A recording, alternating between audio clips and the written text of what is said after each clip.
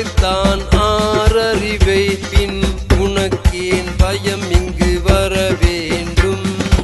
இறைவன் படைத்தான் ஆறறிவை பின் உனக்கேன் பயம் இங்கு வர வேண்டும் உன்னிடம் துணிச்சல் இருக்கையிலே நீ எவருக்கு இங்கு பணிய வேண்டும் கக்கும் வெயில் சூரியனை கசக்கி பிழிவாய் என்றவரை